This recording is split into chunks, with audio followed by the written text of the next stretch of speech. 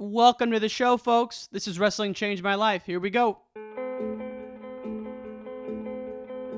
We can endure anything and adapt and pivot and change.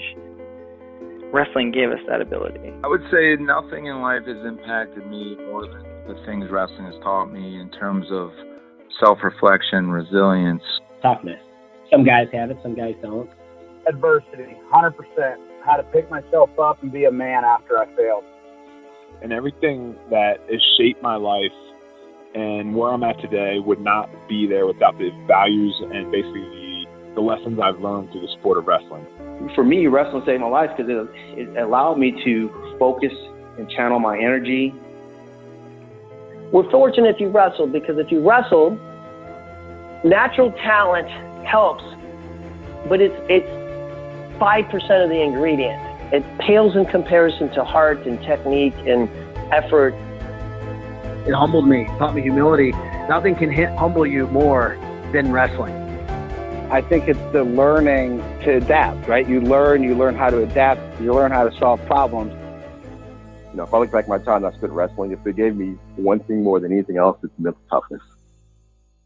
Good morning, ladies and gents. It's Ryan with Wrestling Changed My Life. Thank you so much for tuning in. I will say I'm battling a cold right now, like the White Walkers coming over the wall. So please forgive the nasally sound. But nonetheless, have a great episode for you, and let's get into it. My guest today is Sam Herring. He's what I call the Kerry Collat or Alan Freed of wrestling media, in that he's the phenom. He's only in middle school, but he has a media empire called Home Mat Advantage. He co-founded a podcast with Jude Swisher, and now they have staff writers, they have sponsors.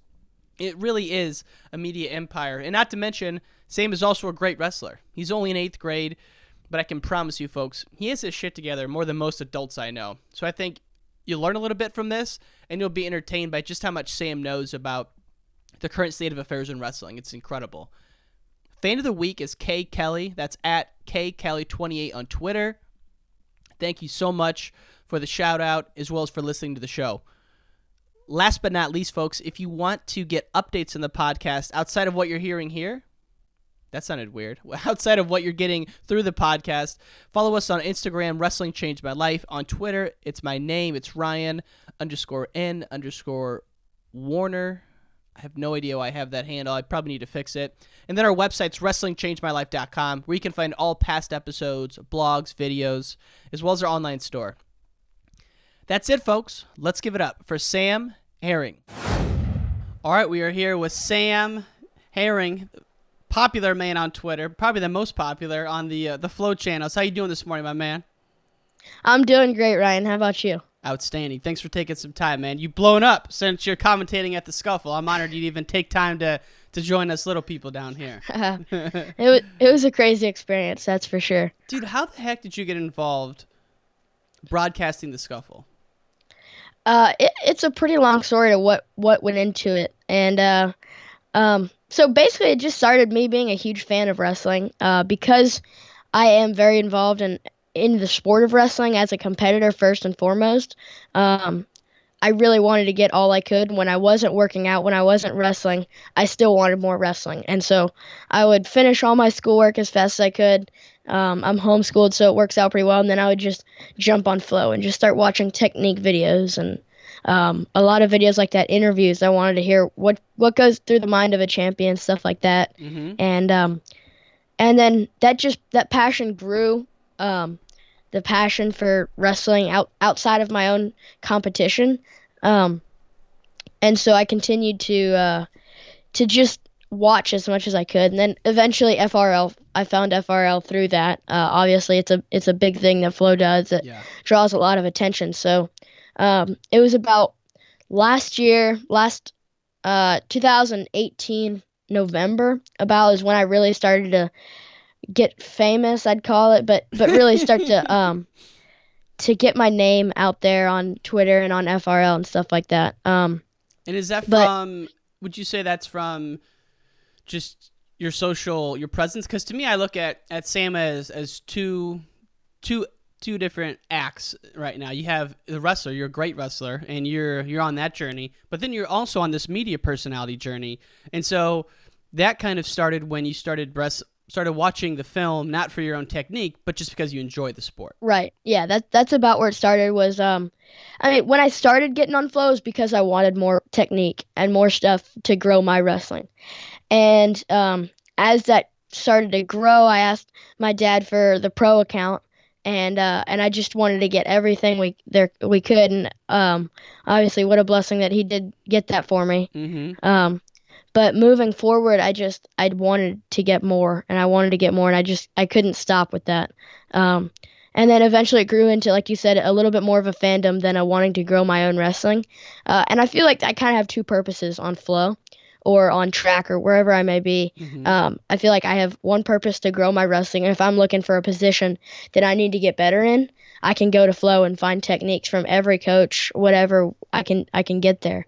But also my fandom of the sport, and I can learn stuff that helps me get there. I can watch interviews. Other kids play video games. I watch interviews. Is kind of how it goes. Love it. But anyway, it's kind of started out with FRL. I asked questions from my mom's Twitter account because I heard that's what you get on Twitter. So I jumped on my mom's phone and sent in some questions. And they answered them, but obviously nothing happened there. They're just like, Shannon Herring asked this. So she got mad at me after a while that I followed too many people on her Twitter account. So now she had followed like 2,000 wrestling accounts or whatever. And so she told me to go create my own account. So eventually on her phone, I created just another account and started asking questions. And I actually had my background picture. I don't think anybody's going to remember this, but one time I had my background picture as me with the Nittany Lion at State College. I went there one summer to kind of just see there. It was the week of Final X. So I got a picture with the Nittany Lion, and when I was going for a profile picture, I was like, oh, that's a cool one. Absolutely. So I put it up there. And my question was, which program develops freshmen the best? And honestly, I felt like it was going to be Iowa. But then they answered it, and they were like, "Man, this guy's just a Penn State homer. He loves Penn State. He's getting us to say Penn State." So because of that, I'm not saying Penn State, and they just moved on. And I was like, "Dang!" So I went and changed my profile picture. But were you in it, or was it just a Nittany Lion? It was me with the Nittany Lion. Okay. Yeah. So I was like standing next to it. Yeah. So that was funny. And I changed my profile picture and kept asking questions, and I don't think they remembered it. But anyway, I started to ask questions, and they would answer them sometimes, but very rarely. And then we got to this one question that I asked, and this is kind of where everything launched. It was after Who's Number One. I sent in the question, have you guys ever considered wrestling middle school at Who's Number One? And I asked this because I've seen a lot of high-level matches at middle school, and I think it would really be a good product for the fans, and I think it would be a cool idea. But so I asked that over and over and over again, but until they answered it. It was about so they do a show twice a week, and I asked it for about 3-4 weeks straight. So 6 to 8 times I asked that. And finally, they answered, and it was the funniest show ever. I need to send you a clip of that episode. What happened? It was really funny. On that episode, it's like they answered it, and they were like, "So we don't have to read this 10 times for the rest of our life." In the questions from friends, Twitter comments, Sam Herring, and then they asked a question, and Willie goes, "Sam, I love you, but no." And then they just started talking about why there shouldn't be Who's Number One at or middle school at Who's Number One. Mm-hmm. And eventually they were like, "Why does this dude keep asking this?" And then CP goes, "I think I know. I bet he's like a coach, and he's got a really good middle schooler that wants to wrestle at Who's Number One." And then they were like, yeah. And then I think it was Nomad that said, or he could be a middle schooler. And then it transitioned so quick from that. Like nobody heard Nomad, and then he said it again, and everybody was like, "Oh, really?" And then Bratke read my Twitter handle, which was it still is Samwise_2006. So that would show I was 12 at the time. So it was just funny the way they figured it out, and then they were just dying laughing that they had been asked by like a 12-year-old that they didn't figure that out. It was pretty funny. And then from there, they just started answering my questions pretty much every episode. And that way they kind of like knew who I was. Right. Everything was awesome. And I know this is a long story, but I'm gonna keep going. Yeah. Eventually, we got to leading up to the Southern Scuffle. So every year, right after Christmas, it's like the weekend before Southern Scuffle. Southern Scuffle is like a Wednesday, Thursday tournament. Mm-hmm. So the weekend before that, I wrestle at a thing called Dixie Nationals in Atlanta. So I was wrestling at that again. Obviously, every year I do that.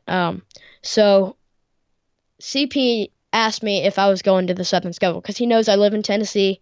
It is about 5 hours away from me. So it's definitely a doable trip, but from Atlanta, it's like 2 hours. So it works out really well. He asked if I was going, and I asked my mom, I was like, can we please go? First college. I had never been to anything other than my own competition tournament-wise. Okay. So it was my first ever high school big tournament, college big tournament, anything. So we went to that, and we said yes, and CP was like, hey, you got to come say hey to us. We might get an interview with some of your predictions or something like that. So I did that. I went down as soon as I got there. I wanted to go meet him, so I ran down to the media table, snuck past the guards to get there, and then I went and talked to him for a while, and we got a picture, and then CP posted it on Twitter. It was like we finally met him. And people in the comments were going, hey, put him on the mic. And obviously, like behind the scenes, I had been watching Flo for years and years. So I knew all the guys and I knew him pretty well. So when he was like, hey, you want to go call a mat? I was like, sure. And I called 5 matches in consolation rounds. And I knew the guys and I was able to commentate, and everybody on Twitter loved it. And so they started saying, hey, put them on for the semifinals or finals. And they were like, we need more of this. And so I did the Flow Zone semifinals. And that was so fun. And especially because obviously you watch the constellations, especially at the Southern Scuffle, and you don't know the guys nearly as well as you might for the semifinals. Right. So I felt a lot more comfortable doing the semis, and it was with Ollie Stone. I did it with him. So it was just a really, really fun experience. And that's how it all started. And the next year I came back and the same thing happened. Yes, you just did it this year. Did you do more matches this year than you did last year? I did a lot more. I probably got 40 matches. Man, what kind of prep do you do knowing you're going into it this year? I really didn't do any prep. I just kind of studied the wrestlers when I had some time. Like I said, I was competing the weekend before, so I was kind of focusing on that. And then we got into Chattanooga and trained with some people there before the Southern Scuffle. So I didn't really prep at all, but I mean, I know the guys. I know them pretty well. So when I got there, I'm doing a podcast, so my speaking skills are getting better. Mm-hmm. So that's kind of how it went down. It's cool because like I don't know if I could even, or a lot of wrestling fans would be able to commentate at the level to do wrestlebacks at the Scuffle. That's a level of knowledge that's a level deeper, and so you just have that from watching it after all these years. Right. So what weight class do you wrestle in? Are you in 7th grade or 8th grade? I'm in 7th grade. I started out the season at 80 pounds. I've grown a little bit, so I'm at 85 now. Okay. I believe when I was in 7th grade, I want to say 79, and then 84, and then 79 and 89, I think, were the 7th grade, 8th grade years. Okay. So talk to me a little bit about being homeschooled and how that all started and what you like and maybe what you don't like about that and how it impacts your wrestling game. Yeah, so I don't know how many people know this. I've got 6 siblings. So soccer players, right? Obviously. Yeah, so my family's, before me and my older brother, we've been mostly a soccer family. I've got 2 sisters. One of them is graduating, but she played D2 college soccer, and my other one, she's a sophomore, and she's playing D1 at Memphis. So they're both pretty good soccer players, high level. And so athletic family, but never really into wrestling. And then obviously I got into it, loved it. But anyway, all of my siblings have been homeschooled through high school, with the exception 2 of them went to high school early at 7th grade. What? But they went to school early. Oh, and like they're crazy high school. smart. So Yeah. No, sorry about that. But anyway, everyone's homeschooled till high school. I'll probably be the same. Basically, we homeschooled you till 8th grade with some exceptions. Mm-hmm. And then you get to choose if you want to go to high school or not. And we've all chosen that we want to go to high school. But the reason for that is spending time with my siblings. Obviously, like if we were at school, I would not get to see my siblings very often. Yeah. So that was important. So this was all before wrestling was even brought in. So another one was so that we didn't have to be held back in certain subjects. If you were really good at math but not very good at science, you'd kind of be pushed ahead in math and held back so you get everything in science. So everything's custom to your abilities and stuff like that. Mm-hmm. And we wanted the freedom to be able to do whatever we needed with our school. Yeah. And then also more time with my family, my parents, everybody else. Those were the big reasons. And then obviously when I got into wrestling, it was a big help that I get to spend more time. I get to do my schoolwork and get done what I needed, and then focus on what else I needed to do. And so is your mom your teacher, or your dad your teacher? For the most part. So my dad's a pilot for FedEx, so it's mostly my mom that's teaching me. I do have now, when I was younger, it was only my mom, but now I'm going to some tutors and I'm doing some classes outside of that.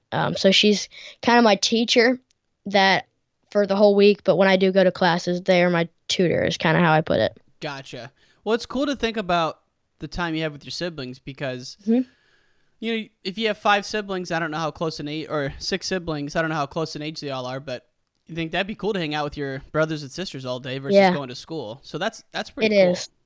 Yeah, and I've developed some pretty good relationships with them, and I think it's definitely helped that we get to spend all day together. We range from my oldest sister is 25, and then Eli, my little brother, is 11. Is he wrestle? So he does. Nice. He does.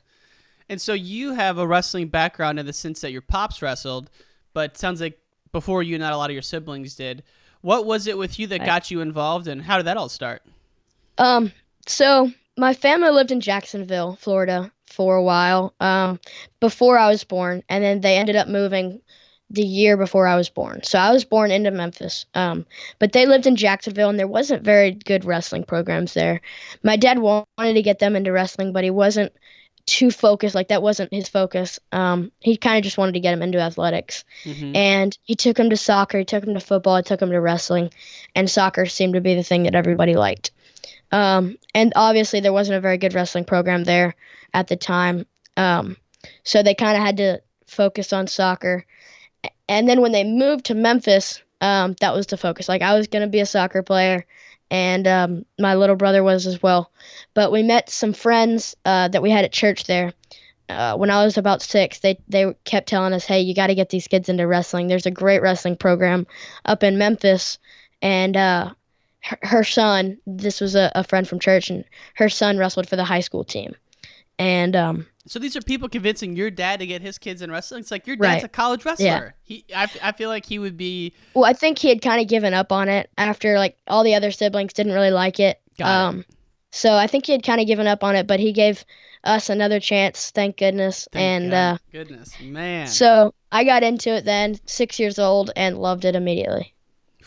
At 6 years old, and you've just been obsessed ever since, huh? Right, yep. Wow. And I think at 6 and 7, I was a little naive to what it was, but as I got older, I figured out the passion that I really do have for it. And when did you start going just hog wild into flow, watching all the time? I'd say it was around 11. So I started a lucky to little have bit. it. Yeah, I started a little bit. That was when I got the pro, I think, was when I was 11. And I think that was to watch Tulsa. So we competed in Tulsa a lot. Yeah. And so the video was all on Tulsa, or on Flow. So we got it for that. And then I was like, yeah, we got this. And so I just started watching all kinds of stuff. So would you watch kids your age? Would you watch college level, or... Everything. And when I started out, it was mostly kids I would wrestle. I'd game plan guys a lot at 11 years old. So that was really helpful. And then Flow has this thing where it's like you watch a video kind of like YouTube and another one comes up. Yeah. And so it'd be like watching a kid my age, and then an interview of Kyle Snyder would come up. So I would just get stuck and just watch everything so heavily. But yeah. Man, I can remember when I was in middle school, the only thing we had, and I'm not that old, I'm only 30, but the only thing we had was somehow my middle school coach had gotten his hands on the 2001 World Championships, and that was the first time I saw any international wrestling, and I was blown away by it. But I mean, I'm obsessive like you, so I can imagine how fun it must have been to get in there and start just watching video after video after video. I mean, it's hard to go to sleep sometimes.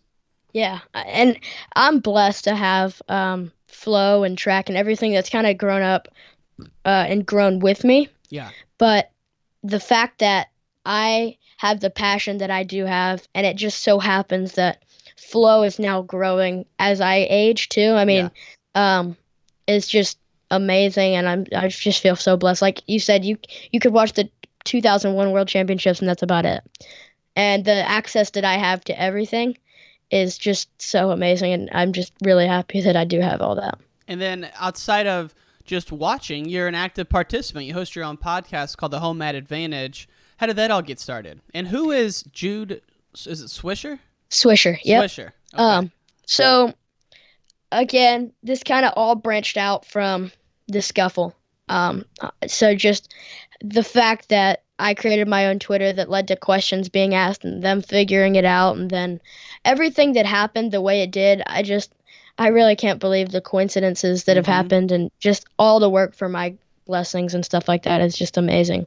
But I feel like when I got out of the scuffle, a lot of attention had been focused on me a little bit more, and I had been talking to this guy on Twitter, and it was Jude Swisher, but he had some fake name or something, so I didn't know who it was.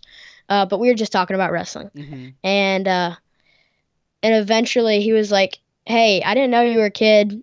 I'm a kid too. We were both homeschooled. And so we were just talking about wrestling, and that added to it. That added to some really cool stuff that we had. A lot of similarities. Relationship. Yeah, a lot of similarities. And we ended up we were through the talking about wrestling. We were big FRL listeners and stuff like that. So eventually, like, we just joked around with the idea of starting our own podcast. And at the time, I was like, yeah, but you have to pay money for that, and you have to be really technically savvy for that, and everything's probably really hard, and we didn't want to do that. But again, a little bit more of a coincidence. I'm going to tell this story because it adds to it pretty cool, but it doesn't really have too much significance. So I went to a Young Guns camp one time with Lee Roper. Yeah. And he talked about chop wood, carry water. And after talking to Lee Roper, if he brings something up, you're going to look into that as much as you can. And so after that, obviously, I went and found Chop Wood, Carry Water, got it, and read the whole thing immediately. And it's a pretty short book. You can read it pretty quickly. But the guy that wrote it, Joshua Medcalf, I started looking at all his stuff, and I figured out he had a podcast. And at the end of it, he rolled an Anchor ad. And gotcha. And so through the Anchor ad, I was like, hold up, you can make it free, and it's really easy to use? Okay, that's awesome. So I sent it to Jude, and I was like, hey, we could really do this with Anchor. And he was like, oh yeah, we could totally do it. So we started out, we did it, and throughout our first episode was a NCAA recap. So that's how it all went down. That's how it all started, man. And now you're getting guests on. So you're doing interviews. You're also doing some recaps. You have some sponsors. And I got to say, man, your studio looks outstanding. Thank you. We'll post the video on YouTube, but it looks really good. How did you get involved with Tony Rotundo and his sponsorship of your podcast? This is probably one of the biggest blessings that I've had. I consider him more of a mentor than I do a sponsor. Sure. He's been so good to us and just helping us move along. Every credential that we've gotten to cover events, he's helped us with. So everything that's gone down, he's been behind the scenes pushing it. Like, for example, the studio, like, he's looked into everything and gotten everything for us. So we met him, like, he was the one that kind of noticed us first. So before the Scuffle and Flow? Yeah. So he watched the Scuffle and was like, hey, this kid's awesome. And then when I started the podcast, he went and listened. So he was kind of our first fan. Perfect. And when we started, he was listening all the time. But before I had ever done this, like I said, I was an avid Flow goer honor. Yep. So before any of this had happened, I would see on Flow on the bottom of pictures it'd say Tony Rotundo, Yep. like every picture. Everywhere. So I was like, who is this guy Tony Rotundo? So I Googled him and started looking at his pictures everywhere. And they were just amazing pictures. And every once in a while I'd just go on his site and just look at his pictures. Mm-hmm. And so I knew who he was prior to any of this. Right. And then when he reached out to us, he sent us a DM to ask for our email so that he could send us an email about what it would entail, and getting permission from our parents and stuff like that. So he sent us this really, really long email, and that was probably one of the best days I've ever had. You still got the email? I was so happy. I do. Man. It was an awesome day, and I was in Florida with my family when that happened. And I just remember that was so awesome. It was just out of the blue? It was out of the blue. He DM'd us on Twitter asking for our emails because he would want to sponsor us. And so that was like a little tease, and I was like, wow, that's pretty awesome.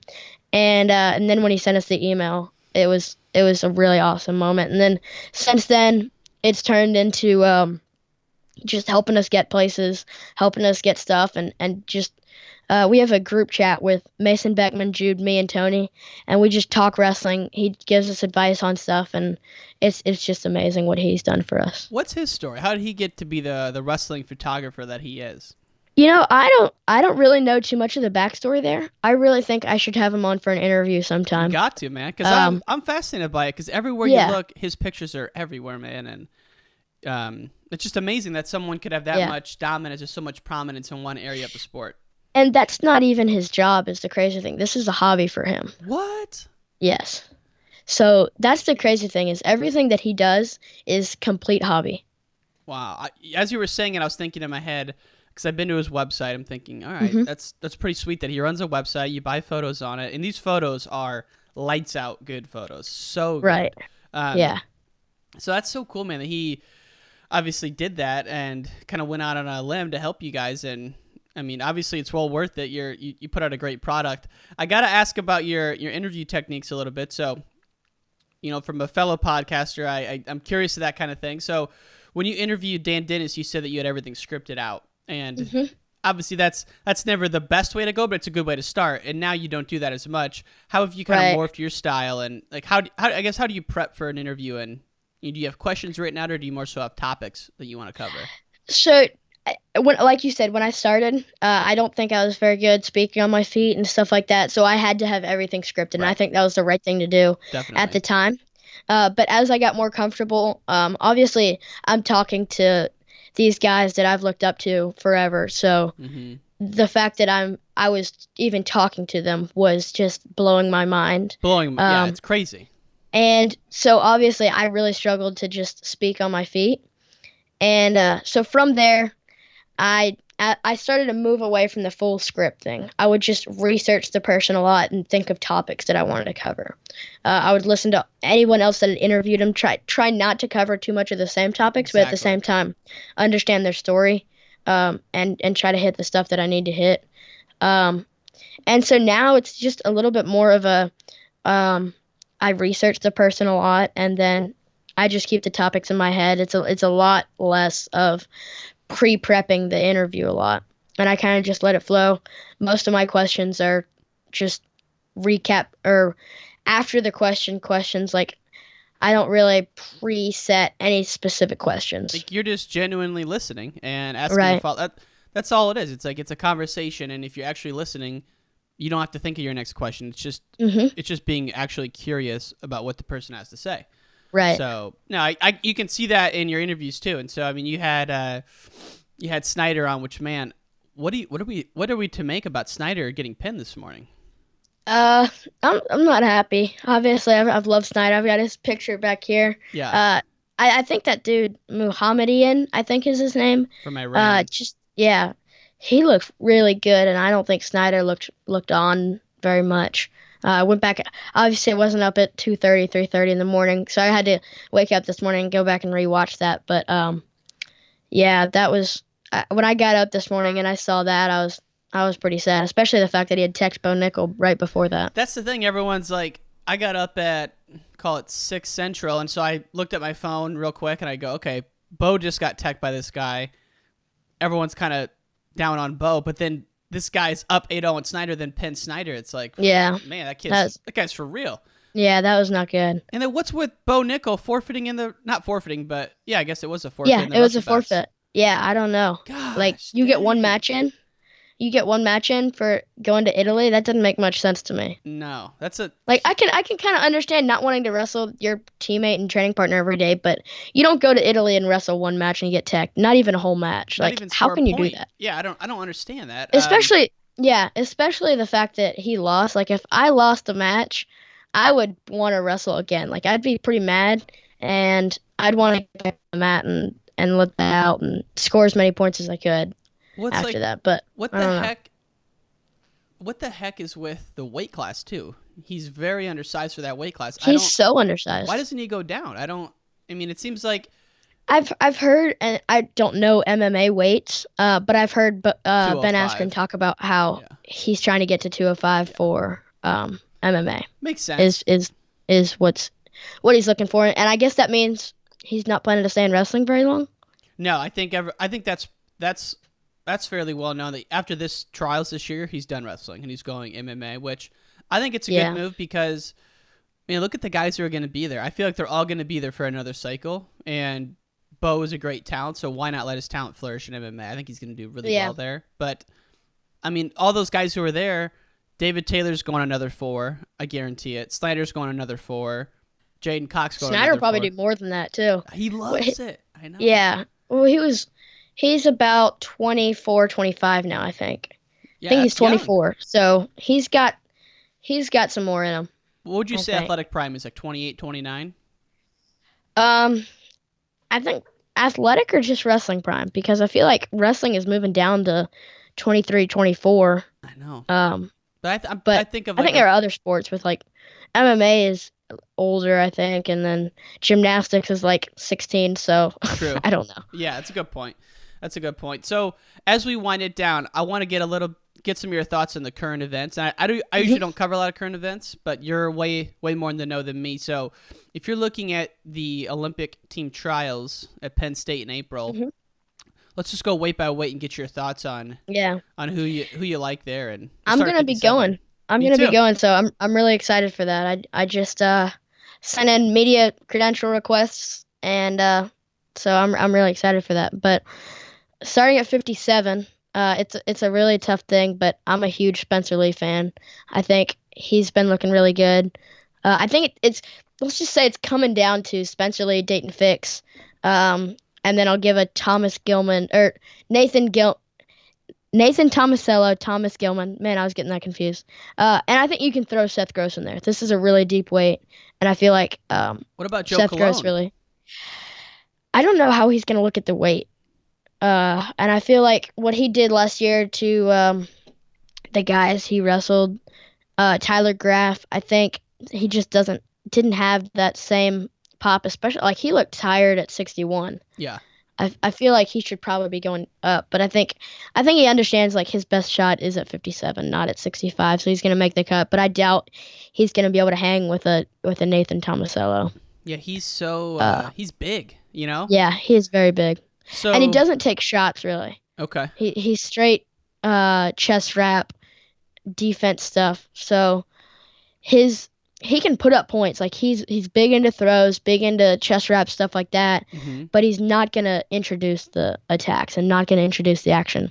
And I think wrestling a guy like Nathan Tomasello, who he's in on a high crotch and it's over right away. Yep. Like he lifts you up and there's nothing else to do. I don't think Cologne's gonna be able to and of all hang with the hand fighting that Tomasello offers. And also he can't get to his chest wraps on that quick and powerful of a high crotch. So yeah, So I don't think he's gonna be able Lee? to hang. It's Lee I'm versus going with Fix. Lee. Yeah, me too. I'm going with Lee against Fix in the finals. And I tell you what kind of upsets me is that people are maybe overlooking my boy Michik this weekend. I'm a giant Stevan Michik fan. I just put out a video on why he wrestles for Serbia. Put out the interview. Yeah, I didn't know that. I was interested to hear that. I've been a guy that's obviously that's in my goals that I want to one day be a world and Olympic champion. But I want to do it for America. Yep. I don't see how I could ever call that for myself. I don't have ties to another country as much. I have family heritage that's from Ireland, so I have like a little bit, but I'm American born and raised, Yep. and my wrestling career's flourished through America and what they've offered for training and competition. So I feel like Stefan Micic is less so the way I am, but at the same time, like he's grown up wrestling in America, funded USA wrestling events, stuff Yep. like that.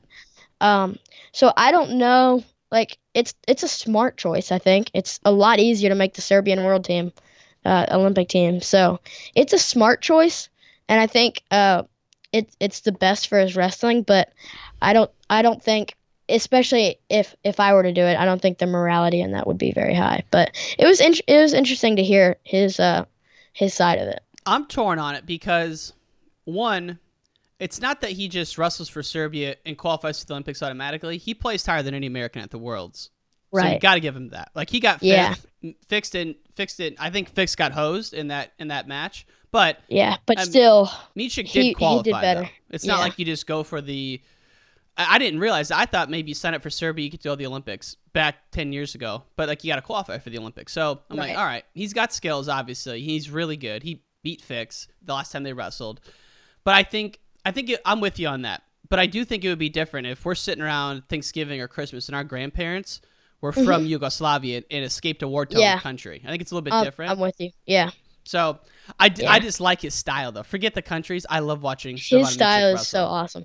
And he wrestles like somebody from Eastern Europe and Totally Western does. Europe. Yeah. Um, I mean, he does, and I think it kind of fits him. I just wish I could see him compete against these guys. And if Oh. he's better than Fix, make a world team ahead of Fix and do better than Fix Right. for America. But, I'm not going to call him out. Like, he's doing the right thing for him. And Right. it wouldn't be the right thing for me. But if it's good for him, then I'm fine with it. Amen, baby. Amen. And I didn't realize this. I was watching a match on Flow last night. Gilman and Micic have wrestled, and Gilman kind of big brothered him in 2013, Was that 2014. like a junior world team trial? Yeah. Yeah, I think I've seen that. Kind of big brothered him. Micic looked so young you could barely recognize him, but Well, you remember, I think it was 2017 in the junior world team trials. Dayton Fix teched 10-0 Micic right away. so It more was recently basically than just like Micic a beat him? yeah, Oh, I didn't know that. yeah. Okay. Wow. So it was 2017 junior world team trials when Dayton Fix won his world title. I think it was. It was then that happened. Yeah, he destroyed Micic, and he just looked. It was again a little bit of a big brother thing. I think Micic has developed a lot since then. Yeah, absolutely. So that's 57, and we got a little off track with the Olympic Yeah. trials, but I brought it up, so it's my bad. No, it's fine. 65. whew, Where do you start here? I mean, who do you like at 65? What are you watching for come April at Penn State? It is so hard to make this decision, and I can give you a better choice tomorrow Yes. after I see Jordan Oliver, Zane Rutherford. But I don't want to count out Yanni. I feel like what I saw out of him last year, I can still see. Obviously, Jordan Oliver's probably the favorite right now, but what I saw out of Yanni the last weekend senior nationals was really weird to me. Like, I was watching him early matches and he looked bad. Like, he wasn't scoring points. I just didn't see much happening there, and I want to pick Yanni, but I don't think he's proved that he'll be peaked then. He looked so good last spring, though. It's like, man. I know. It's really hard because I interviewed Yanni. I really want to pick him, and I feel like he's got the potential to win this. Like, if I saw him beat McKenna and maybe lose a close one to Oliver and look good leading up to that, I would pick Yanni completely. But the fact that he lost to McKenna, didn't look good leading up to that, and just I don't know. Yeah. I don't see any proof that he's gonna peak for Olympic team trials. But who knows? I'm gonna pick Jordan Oliver over Yanni in the finals. Okay. But What do you think? who knows? What do you think about this? At this weight especially, this is a weight where the guy who wins against the best U.S. guys maybe is not the best chance for the U.S. to get a medal. So, like, I feel like Yanni, Yeah, You know, That like makes sense. Zayn kind of has that Metcalf style where he could win in the U.S., but not that he can't win internationally, he can, but he hasn't done so yet. Yanni gets it done that makes sense. internationally. I don't know. Yeah, that makes sense. I think an aspect with Yanni, and I talked to him about this on our interview. What number is that, so people can listen to it? I think it's 5. I can double check that. Interview 5. So we do it a little bit different. We have HMA podcast numbers and then HMA interview numbers. It's a little confusing, but that's what we do. I think it's interview 5. Home Mat Advantage, interview 5. Check it. He had Yanni Dion, one of the big personalities in wrestling. Yeah, it was a great one. Anyway, we talked a little bit about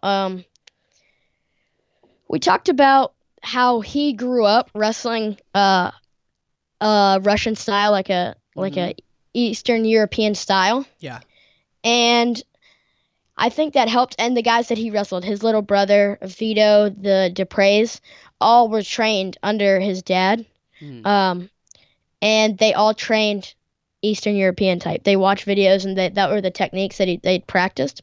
So growing up, from the time he started to the time he finished, he was wrestling foreign wrestlers in a way. And that was he was training with foreign guys in Arujau and Dupreys. Even though they were really Americans, they wrestled just like foreigners. And I think that helps him a lot, is the familiarity of how they wrestle. And he wrestles like one himself. And I think that helps him a lot. He's able to wrestle with those guys so well. Yeah. I think him and Jordan Oliver are our best bets for medaling high at the Olympics. And heaven forbid we still had Aaron Pico in the mix. Could you imagine how deep this would be if he was still That would be crazy. That'd be so nuts. He's 8-0 against Zayn. I mean, who's 8-0 against Zayn? Oh my goodness. Aaron Pico. That's it. Crazy. Yeah. I know we're up on time here. Do you have a few minutes to hammer out the rest of these weights? Yeah, no, I'm good. I got plenty of time. Cool. So 74, it's hard to pick against the king. Obviously it's going to come down to Dake Burrows, and I'm going to throw Imar in there just because of how he looked last Final X. But I think it's going to come down to Dake Burrows. Any love for Green? I don't think so. Okay. I don't think so. But now if I see him do really well tomorrow, he's wrestling tomorrow, right? Mm-hmm. Yeah. If I see him do really well there, I might change my opinion, but I don't think so. I think it's just going to come down to JB, Dake, and then maybe Imar. Okay. But it's hard to pick against the king. I don't think there's any reason for me to, other than being really high on Kyle Dake. There should be nothing stopping me from picking JB. But Dake is a different animal. I mean, I know, but the record that JB has against Dake and everything that JB's been able to do against Dake just makes it hard for me to pick against him. So I'm going to take JB. Okay. But I give Kyle Dake a lot of room to change that. What is the final situation? So JB's in the finals and Dake has to beat Imar to get there? Yeah, so most likely. So Kyle Dake will have a bye to the semis of the mini tournament. Mm-hmm.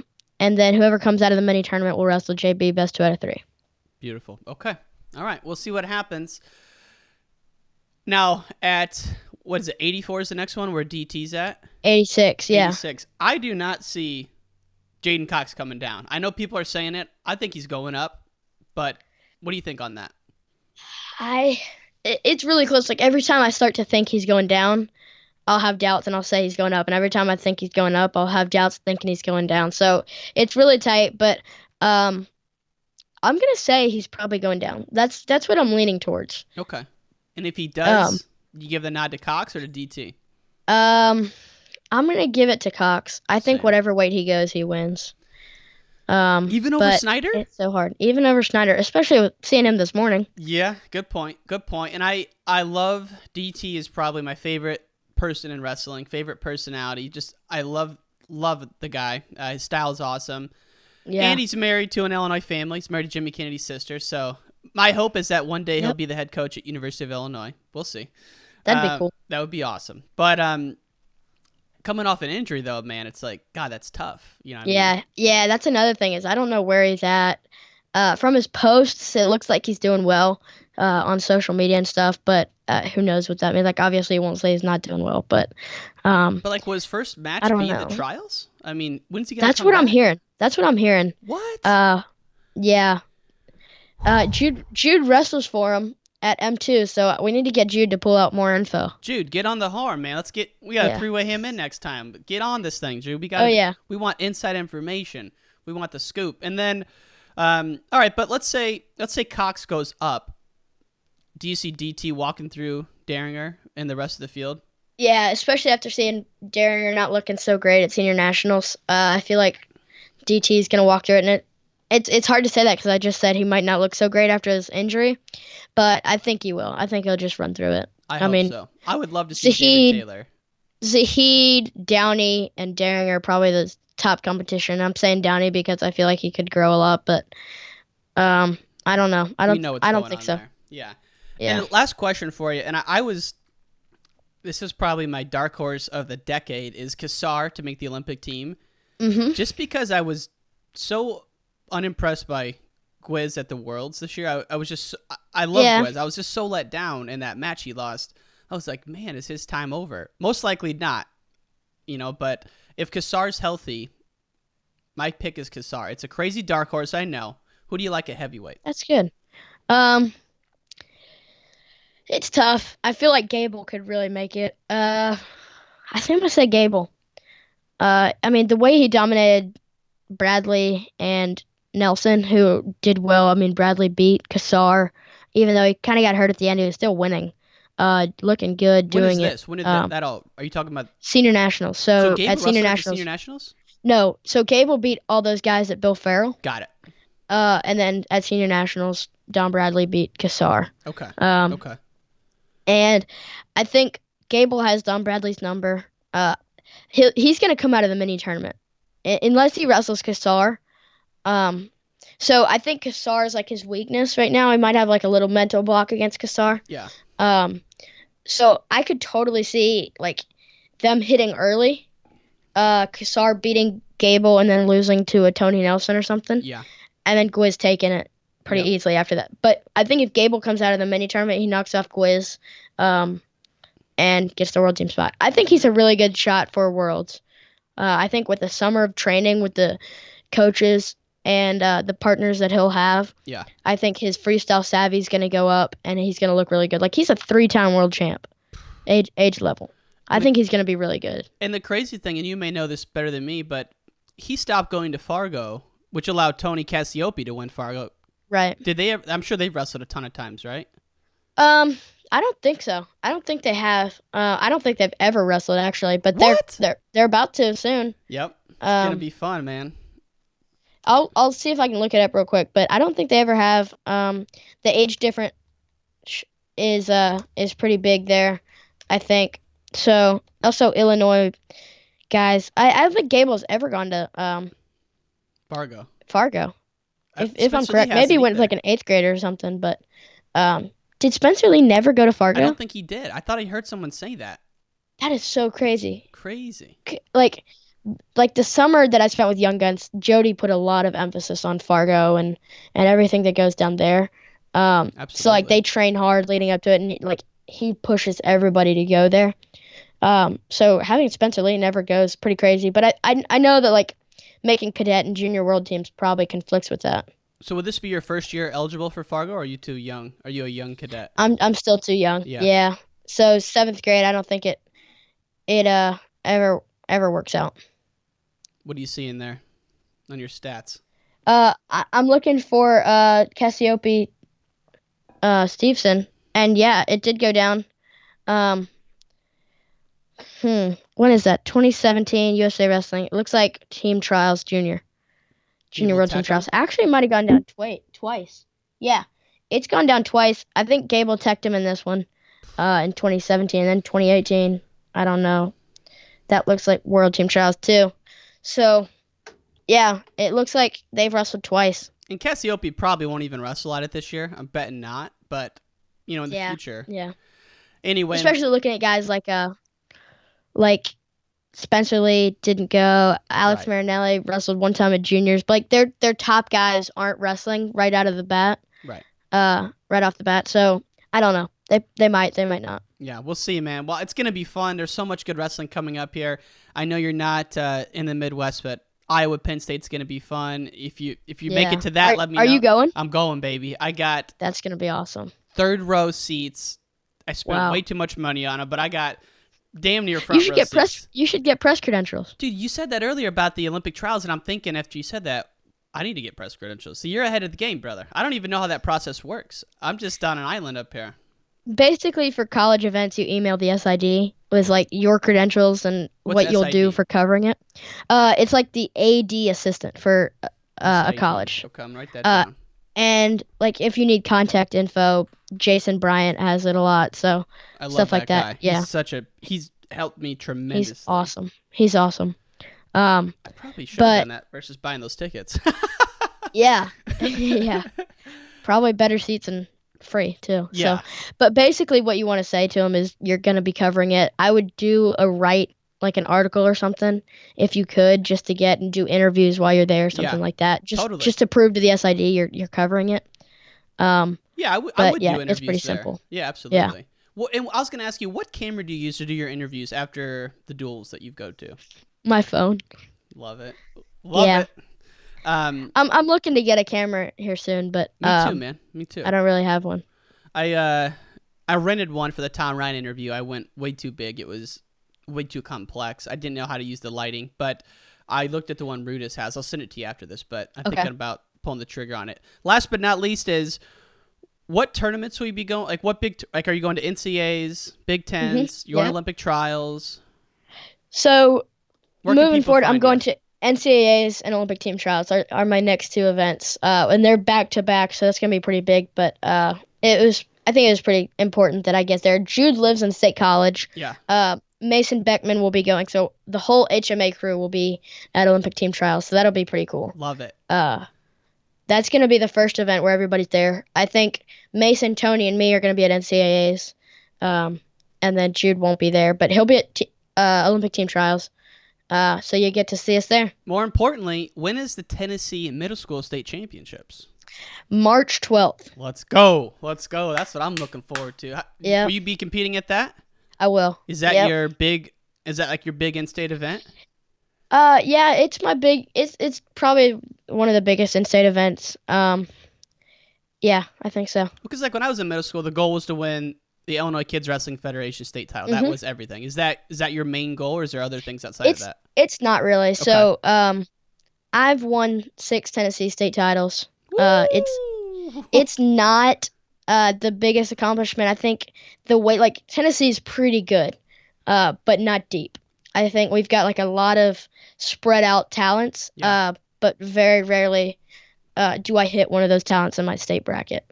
But I think the biggest ones are Super 32 is at the top of my goals. Tulsa, Tulsa's going on this weekend. This is the first year in 4 or 5 years that I'm not going. So it just didn't work out time-wise, money-wise. Understood. I'm going to McDonough Duels next weekend. And then, like I said, I'm going to be in Pennsylvania after that for 2 weeks training. So, yeah, I got a pretty full schedule ahead of me. Love it, man. Coming here soon. Big fan of yours. I definitely want to have you back on at some point. Love that you're repping the gear. Thank you for putting that post out, too, at the Scuffle, man. That was awesome. Definitely. Again, really appreciate the time. You're an inspiration to a lot of us. Oh, last thing I did have to ask. You said your morning routine. Hit us with your morning routine as we sign off here. Okay, so this is a good morning. Sometimes I end up sleeping in a little bit too late, but this is a good morning if I get to bed early enough the night before. But this is what I shoot for every day. Is I wake up at 5:30 and go on a run. It differs between how I'm feeling. Sometimes I'll go on like a sprint 1.5 mile run, and sometimes I'll do a 5K in my neighborhood. But and then when I get back, I have a Bible study that I do every morning, and then from there I do I plan out my day, and I journal a little bit for Bible stuff, and I plan out my day, and then I just follow that plan every day. Let's go, baby. I love it, man. You're well ahead of the curve. You're going to have a very successful career in whatever you choose, man. It's been an honor to chat with you. Looking forward to meeting at the NCAAs. I'm renting a booth at the Fan Expo, man. That's awesome. So we'll definitely see you there, brother. All right, sounds good. Thank you so much, Ryan. Take care, man. Have a good day. All right, you too. And all great things must come to an end. If you enjoyed this episode, please subscribe, give us a review, give us a rating, and share this with your friends. It would mean the world to us. Thanks for listening to Wrestling Changed My Life.